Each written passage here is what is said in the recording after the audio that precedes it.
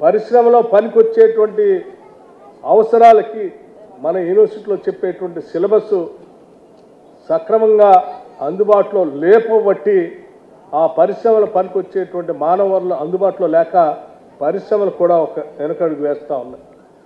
అటువంటి పరిశ్రమలకు పనికొచ్చేటువంటి విద్యాబుద్ధులతో కూడినటువంటి సిలబస్ని తయారు చేసి ఆ స్కిల్స్ అన్నీ నేర్పించడానికి రాష్ట్ర ప్రభుత్వం ప్రతిష్టాత్మకంగా తీసుకొని ఒక స్కిల్ యూనివర్సిటీని ఈరోజు రాష్ట్రంలో ప్రారంభించిందని చెప్పడానికి కూడా నేను రాష్ట్ర ప్రభుత్వం తరఫున సంతోషిస్తున్నాను, గర్విస్తూ ఉన్నాను కూడా. దీంట్లో సర్టిఫికేట్ కోర్సుతో పాటు డిగ్రీ కోర్సుతో పాటు ఆయా సిలబస్ని నిర్ణయించేటువంటి కార్యక్రమాన్ని కూడా ఇటు రాష్ట్ర ప్రభుత్వంతో పాటు పారిశ్రామికవేత్తలతో కూడినటువంటి ఒక సమన్వయ సంఘాన్ని బాధ్యతను కూడా వాళ్ళకి అందులో ఒప్పజెప్పి ఆ సిలబస్ని అక్కడ ఇంక్లూడ్ చేసి ఆ సిలబస్ ద్వారా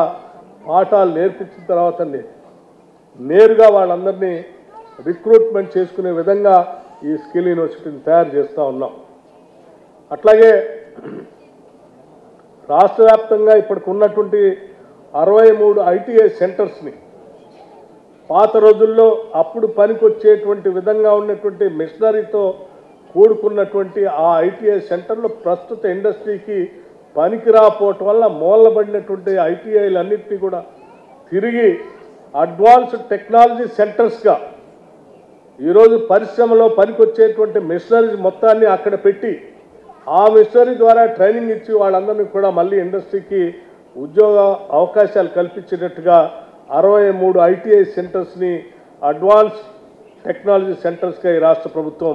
నిర్ణయం చేసి ముందుకు పోతా ఉంది. అట్లాగే 10 సంవత్సరాలు నాకు తెలిసి ఈ తెలంగాణ రాష్ట్ర ఉద్యమానికి ఊపిరి పోసినటువంటి ఉస్మానియా యూనివర్సిటీ లాంటి యూనివర్సిటీస్ కానీ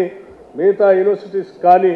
అక్కడ ఉన్నటువంటి గురువుల్ని లేకపోతే వైస్ ఛాన్సలర్స్ని లేకపోతే అక్కడ చదువుకున్నటువంటి విద్యార్థులకు ఎప్పుడు కూడా జీతాలు తప్ప ఆ వ్యవస్థను బాగుపడటానికి రూపాయి కూడా ఇవ్వకుండా 10 సంవత్సరాలు వదిలేసినటువంటి పరిస్థితి కూడా మీరు చూశారు. ఈ సంవత్సరం కేవలం అంటే ఎస్టాబ్లిష్మెంట్ కాకుండా కేవలం క్యాపిటల్ ఎక్స్పెండిచర్ కోసం అంటే ఇన్ఫ్రాస్ట్రక్చర్ కట్టడం కోసం యూనివర్సిటీకి ప్రత్యేకంగా 300 కోట్ల రూపాయలు ఈ సంవత్సరం బడ్జెట్లో కేటాయించి అందులో ఉస్మానియా యూనివర్సిటీస్కి 100 కోట్లు కూడా కేటాయించాం. అట్లాగే మిత్రులారా,